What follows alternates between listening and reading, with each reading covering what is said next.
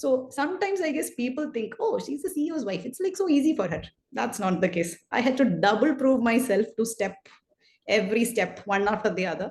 And here I am today. So if you ask me about what my biggest challenges, I think that would be being my husband's wife in the same organization that he is a CEO. So my father, it was very difficult to deal with him. Whenever you go to him with something, the first answer you get from him was no. And we had to do a lot of convincing to change that no to a Indian culture. We have this habit of accepting everything very easily. That's not how we should be. So we should find a way to stand up for ourselves. And if we need to say a no, please feel free. I'm a very gentle person. And many people don't know that because they only see me in the boardroom and about how aggressive decisions can be and all those kind of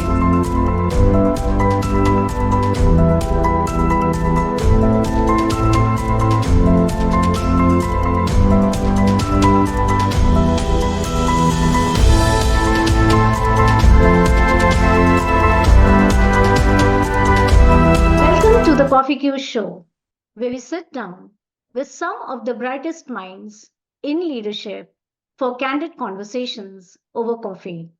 From insights on steering organizations to personal stories that shaped their journey, we bring you the human side of leadership.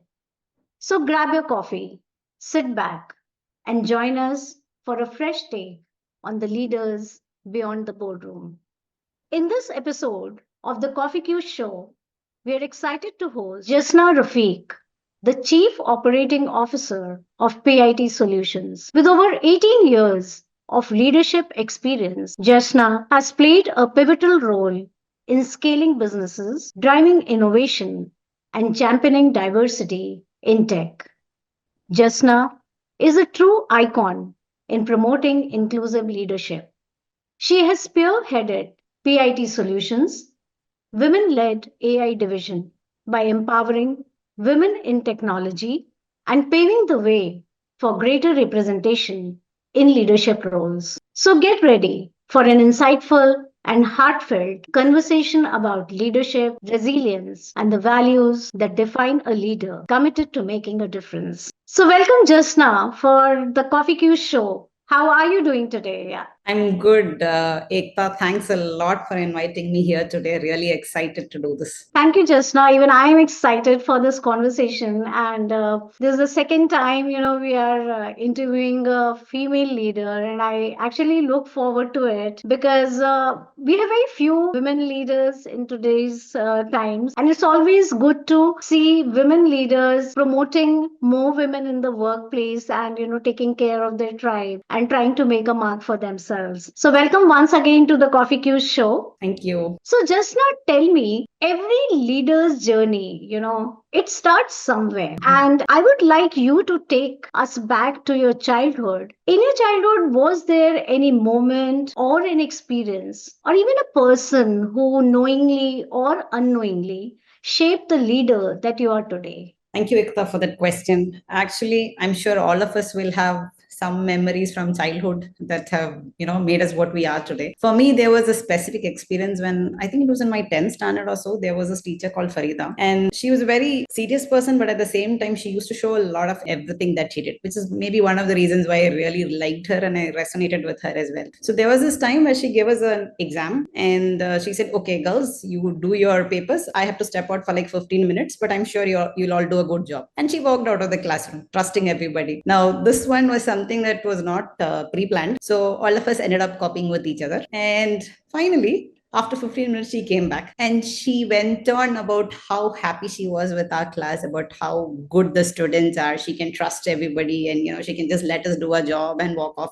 She did that for like 5 minutes. And at the end of the fifth minute, I couldn't stand it anymore. I knew that many of us who were sitting in that classroom were really feeling guilty about it because it was just a class test. We didn't have to, go to this extent. But then I stood up and I said, "Miss, I don't think we were all that honest. We copied. I copied and so did everybody else." So I spoke for everybody else there. I think I became a leader in one way. At the same point in time, I was talking about something negative that we did. So she was shocked. We could see her face. She was like really shocked. But then she understood that, okay, at least somebody spoke up. So she came to us and she said, okay, I understand that something like this has happened, but next time onwards, make sure that you're honest in the way that you do things. Because when people start trusting you, it should always be a point where you show your honesty. And from that point, I think we all learned a lesson. In things like this, there's no need to do something like this. So we learned that, okay, at times there are things that we have to behave differently, and we need to take it forward from there. So that was my first leadership lesson, I think. And from there, that one instance has always resonated with me. That's a really great story, Jasna. And I think the very idea of you standing up for so many other people and being honest in a class without actually worrying about the repercussions that you could have to face, in the class, because maybe some people might like it and some people might not like it that you have spoken for them. I think that really shows a very strong person in you. And yes, I'm sure, that teacher did bring that out in you, but it must have been there from you from the very beginning. Yeah. So thanks for sharing that. I think that's really very, very good. Yeah. So now tell me one thing. We all have families that have shaped us in some way or the other. Okay.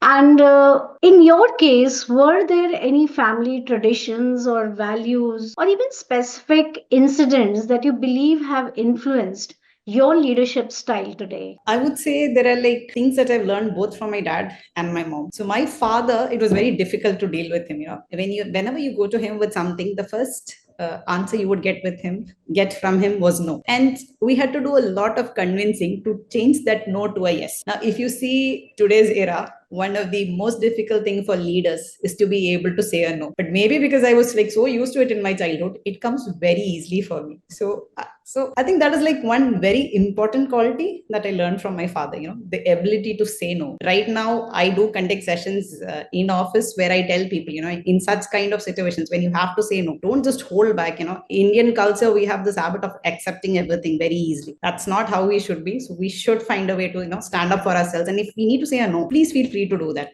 So this is something that I preach, and this is something that I learned from my father. Now, when it comes to my mother, it's like an entirely different situation. She's okay with everything. She like helps out with all the things that we need to do. But at the same point in time, one of the best qualities that I've seen in her is she was an excellent host. When we used to have parties at home or some events wherein we have a big gathering, she used to lay out a huge amount of dishes on the table, and every step was coordinated so well that when the people left our house, they always used to say, oh, it's such a good thing to have a party at your place because like everything is taken care of so well.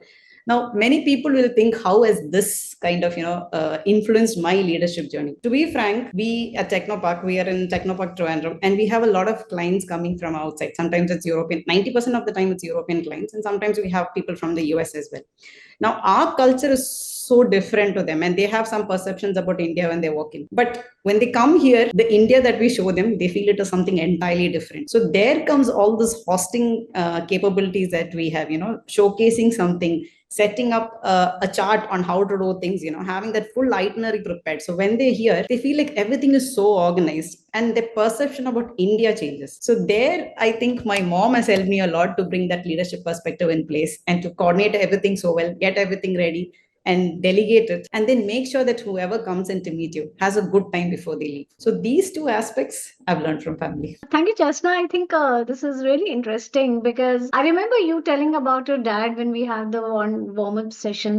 But about your mother, you never spoke. And I think this quality of hers to organize things and make people feel welcome and warm. This is a very great quality for any person for that matter. I mean, we associate these qualities with women, but I think this is a quality that each one of us should possess. And how you used it for your clients, I think that's a really interesting way of connecting, the both the things. We'll move on to the next question just now.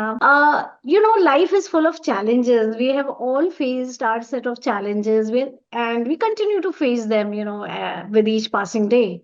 So in your case, was there any significant obstacle that you must have faced in your life, whether it is professional or personal?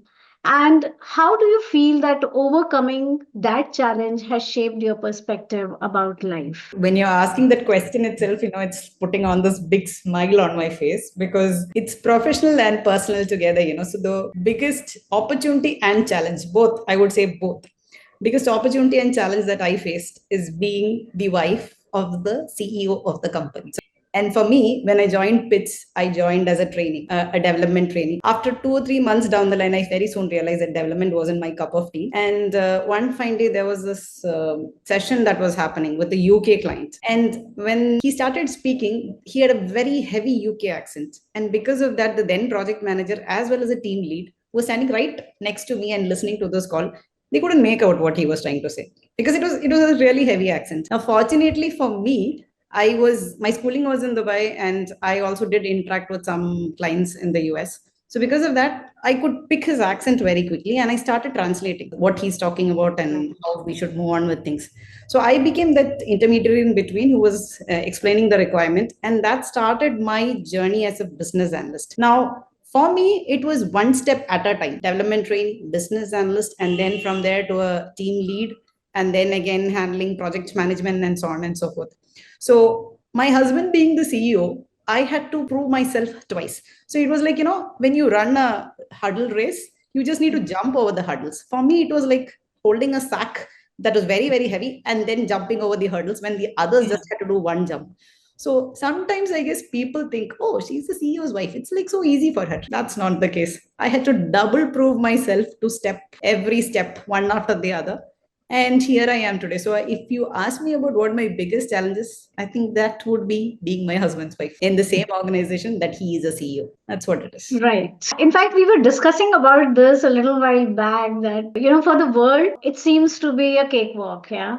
Exactly. But and perhaps, it's because the kind of person that you are, the honest person that we saw, in the first example that you gave us. You do not want to take things just because you're privileged or you deserve being somebody's wife, you deserve something. You don't feel that way. Sure. You want to actually earn what you are doing, right? Exactly. And again, a great quality of being a great person, good person, and a good leader, obviously.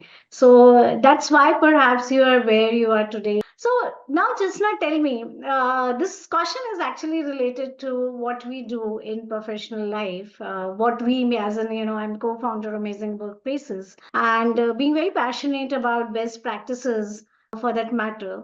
We believe that great leaders, don't just build successful businesses. They create cultures where people thrive. And in that case, what does leadership mean to you? And how do you ensure that your teams feel valued and heard? See, Ekta, for me, leadership is all about being an example to others. You cannot just you cannot command respect. You need to earn it. So, in my case, a lot of things I feel we should do it by setting an example. We ourselves should be an example. You should walk the talk basically. And there are many small things that we have done for that, especially if you take our office, we try to make sure that none of the client calls go after 6 o'clock. We try anything that is like planned beforehand. We schedule it in such a way that it happens before 6 o'clock. So if the team needs to go home on time, they're always available to do that. Now, once in a while, we might have US clients who come in, and for them, we might need to do a different schedule. But even with European clients, we see that there is like a 3.5 hour overlap, which happens in the evening. We train them in such a way, even our resources as well as the client we talk to, that we keep the meetings before 6 and we finish it off. So this way we are telling our employees, see, like we have everything set up here and we don't want to, you can always finish off your work on time and move forward. And only if there is a necessity, stay back. Otherwise, don't. So that is like one kind of culture that we have built. The other thing is, we've always told them that we are here to listen to you. If you have something that you want to share, we are available, and we've instructed, or we've explained to our leads and managers why it is important to always be that shoulder for somebody to lean on, like especially for your people. If somebody's in the hospital, just give them a call in the evening and ask, how are you doing? It might take you 2 minutes, but for that person who's listening to this, it is something much important for them, because they feel like it's not just an official place where you go in the morning and you come in the evening, you do your work and you come in the evening, but there are people who actually care for you. So these are some of the cultures that we have instilled in our company. And along with this, we've also made sure that there is a fun side to it. So one of my mottos is that, all fun and no play makes Jazna a dull girl. At the end of the day, you should have some fun. So we also give importance. Pit Solutions as such also gives importance to a lot of activities, be it arts, sports, all that, some small games in office. We keep all the fun in the equation so that people also feel like there is something nice to do along with the work that they do. So that's culture for us. Yeah, definitely. That's also important part of, being at the workplace, because today, there's so much of remote versus in office. So you have to pull people to, the workplace with something. But yes, your first point about respecting people's timelines, it reminds me of certain mails that we see coming from your office to ours, where if we have written on a Friday, then we receive a mail saying that I'm out of office and I'll see it on Monday, so don't expect a reply because that's time for my family. And similarly, if something goes after again 5:30 or 6, we see a mail coming, which actually kind of resonates with you, and it rings a bell in your mind that, oh, this company actually values people's times. Yeah. And it reminds you of the culture. So even if you're not actually telling us about your culture, you're actually telling us indirectly that this is what we follow and this is how you should, respect the time. Just now, coming to our next question, failure, they say, is often our best teacher. Yeah. So can you recall any moment when something didn't go as planned, but it ended up teaching you a life-changing lesson? Yeah. Of course. So there's like one that happened probably last year, and that has been something that was very hard for me. I was actually responsible for growing one of the projects to a very huge size, like from 35 somewhere when we started to 275. I had a beautiful team with me, excellent leaders who were there with me, and so on and so forth. And then finally, when the recession hit, that project also took a hit. So they had the client side actually reduced a lot of people, and likewise, we were also told that most probably a lot of people from our end would also be leaving the place. I was head of delivery then, and for me, like I was also growing with different projects, and this was the major one that I was handling. So it also came as a shock. Now the first thing was, okay, now you've got a hit. There's like, now what next? So it took a lot of thinking to see how we can retain our people, because that's the most important factor, right? At the end of the day, our people are our biggest wealth. So a lot of thought process went into it, and finally some of the guys pitched in, and finally we agreed that, okay, let's try to place some people in and around Technopark, like the companies here, because earlier we have a business development teams in Europe and US Yeah. and UAE, and it's all projects from there that we do. We never did anything within India. But then suddenly, when you Okay. take a bigger hit, you cannot just expect everybody to pitch in and source for that.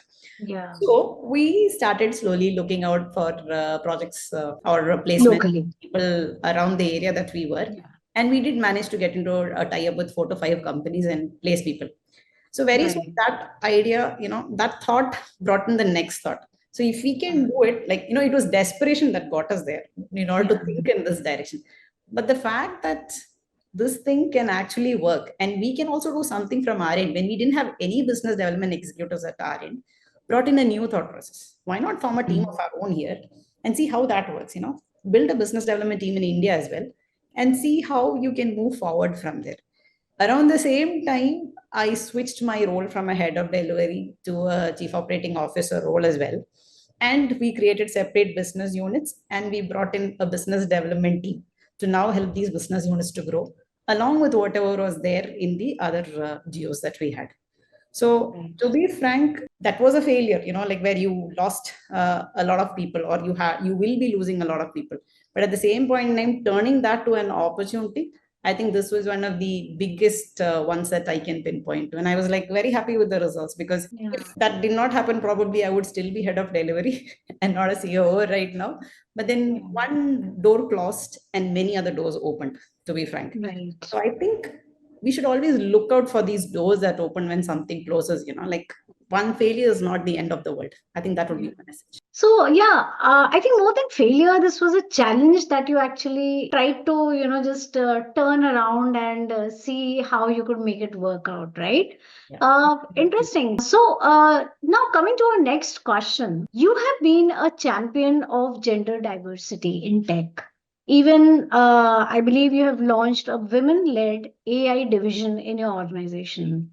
So, what was the turning point, that made you realize that this was a cause you wanted to personally drive forward? So being a homegrown person, like for me, Yeah. Pits was one of the, like I've been there for 18 years now in Pits alone. And being a homegrown person, to be frank, I didn't have much issues with this women empowerment, because whenever I grew, I felt like it was time to get people who were with me also to grow, be it man or woman, didn't matter. So we were pushing everybody up the line. Now, what happened was around 4 or 5 years back, I joined an accelerated leadership training program from a women inclusive and technology group that was here operating in Kerala, mainly based in Trivandrum. When I joined them, I actually joined them to see like how good I was. When you take yourself against the rest of the community, being homegrown, I had to evaluate myself as well. So one of the reasons why I joined the thing was that.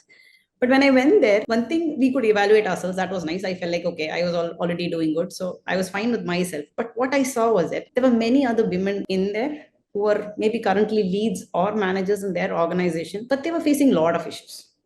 Okay. So my first thought process was understand what their issues were and make sure that nothing like that happened in Pits, right? Because at the end of the day, we all need to grow, and these views were not, it was not something that I could identify within my company, but I realized that a lot of them were there externally. And then the next realization hit me that we need to find a way to promote the women around us as well, because if you take the overall leadership percentage, Yeah. still 18 percentage in senior management for ladies.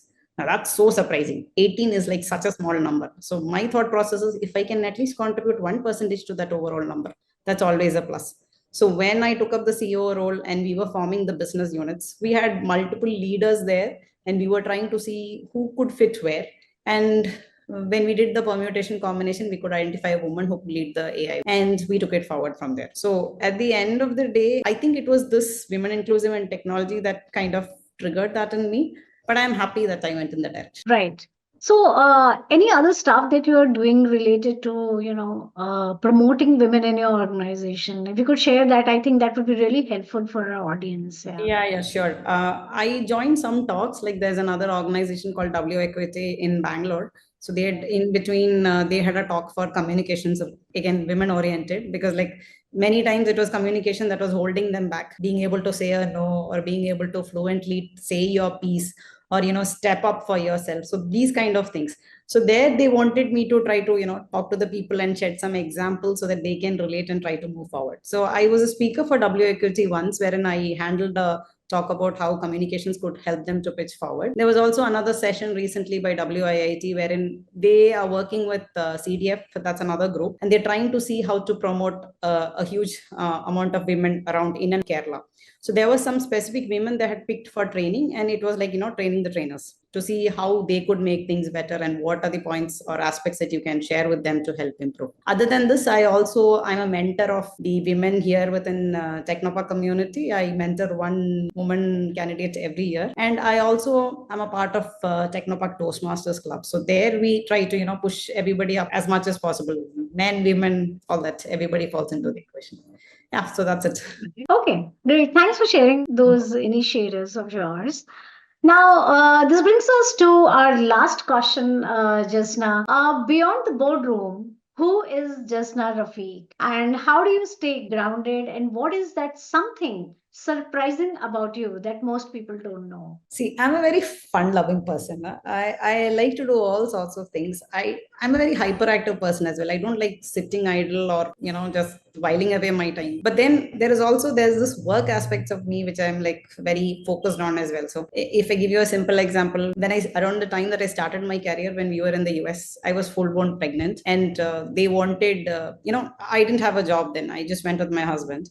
They wanted to do some recruitment. Now I was fully pregnant. I knew that I had no knowledge about recruitment. I was in my, like, I just finished college, and I still jumped forward for the opportunity. I couldn't bear just sitting at home the whole time and not doing anything. So while I was there, I hired, like, I got 10 people to sign the consent form for that company. And then after my delivery, when I came back to India, I realized that this company had hired 5 people to do the job that I was actually doing. So I did make a mark over there. So I think I cannot sit a lot of time idle by doing nothing. I'll have to do something about it. But at the same point in time, once my work related stuff is over, then it is spending some time traveling, enjoying myself, watching some movies, and yeah. having fun. I would say that. And now, if there is some surprising factor about me that people don't know, I think I'm a very gentle person. And many people don't know that because they only see me in the boardroom and, about how aggressive decisions can be and all those kind of things. So the word gentle, I don't think they associate with me at all, but I have that side to myself, which will be surprising for others, I'm sure. I'm sure it will be surprising because you tend to portray a hard exterior, yeah. Exactly. Yeah. But the story about you being in US and then helping your husband with that hiring assignment, you did share that with me earlier, and it shows that you have that jazba kehte hain na kuch, even when things are not working for you, you want to actually go ahead and do whatever little you can do with the resources that you have. I think that's really cool. And like you mentioned, all play and no work makes just now, dull girl. Yeah, so great. I think that was an awesome, short and crisp conversation that we had today. Now, let's move on to the, rapid fire round, okay, where we have some surprise questions for you. And I would like you to spontaneously answer them for us. Yeah, I'll try. sure. So, Jishna, one book that changed your perspective about leadership. I think more than books, it's about small snippets that I read in LinkedIn about, different experiences of people that have actually shaped me. Instead of reading, if I go for books, I would have gone for a romance novel. But if it is something about leadership, I tend to read small things that come in LinkedIn. I think it's LinkedIn has been a major part of shaping my perspectives throughout. Okay. If not a COO, what would you be doing today? I would be a lawyer, a very strong one. Oh, really? Now that's a surprise, actually. What's a childhood dream you secretly still want to pursue? I think it was about making a mark for myself someday in the future. Like I was mentioning earlier, it's always like, oh, Rafiq's wife or the CEO's wife. So I Yeah. wanted to move away from that and stepping out into this women inclusive and technology groups and all the other groups. I've slowly started making a name for myself. So I'm slowly towards reaching my goal, I think. That's really great. Now, what's the best compliment you have received till now? Oh, when I was small and I had attended an event and there was the singer Usha Uttup. She touched my chin and she said, "Oh, pretty girl." I was like, "Oh, so happy about it." It wasn't. I think it wasn't when I was in seventh standard, but it was still a beautiful compliment for me. That's really sweet. So, one work habit you wish you could get rid of. Probably maybe try to lower my speed when it comes to others because sometimes I'm in this bulldozer mode. I just go across and then I cannot stop myself. So maybe someday I'd like to, slower my pace a little, which would help everybody else around me. Okay. A leader you admire and why? I think it's Kamala Harris because at the end of the day, standing in front of Trump and being able to debate your point, I think that's something huge. And I also like the way she portrays herself. Okay. What's one thing you learned the hard way in leadership? I think everything was hard. I mean, nothing was easier. Learning was one thing, more like portraying also to the others around you that Yeah. respect is something that you need to earn and it doesn't come for free. I think that is one thing that I would like to tell everybody else. So again, walk your talk. Okay. The one word that describes you. Visionary. Okay. If you could have dinner with any historical leader, who would it be? Historical leader, if I would have dinner with anybody, if you cut off the historical part, I would say Shah Rukh Khan because I'm like a huge fan of his. But probably Mahatma Gandhi. I'd like to see how he could keep all that calm in between all that chaos. Okay. What's the next thing on your bucket list? I want to expand my brand. I just don't want to be somebody who's like in a cloud or in a room sitting just within one company, but I'd like to Okay. see how I can expand my brand and tomorrow be known for being much more. That's great. What's your stress buster on a tough day? At around 10 o'clock Indian time, I kill off everything else that is there and I just turn on the TV and I watch it. It's as simple as that. I Yeah. found a way to shut down and then, just be in my world. Because the simplest things are the most difficult, they say. Now, a myth about leadership you wish you could, you would stop believing. I don't know. I don't think there's anything that I could just stop believing in there because I just feel like all these myths have something in there, like when you go digging in, there was a time when we used to just go into these myths and see like where it comes from. And there was always some supportive story in there. So yeah, I'll pass. I cannot just pick I, one right it's now. okay. It's okay. So, last one. What's the one piece of advice you would give to aspiring women leaders? I think you should never be afraid to step up and say your piece. If you have that one quality in you, everything else will fall in place. Thank you, Jasna. Thank you so much for this awesome conversation. I think I really enjoyed the questions and the way you answered them in a very, very simple and yet very clear manner. I really loved each part, each bit of that conversation that we had. Thank you so much once again for being on the Coffee Q show. Thank you, Ekta. It was wonderful to talk to you as well. Your questions were also really nice. I mean, I feel like I could open myself a little bit to the world out there. Thank you very much for having me on the show. Thank you. Thank you, Vanessa.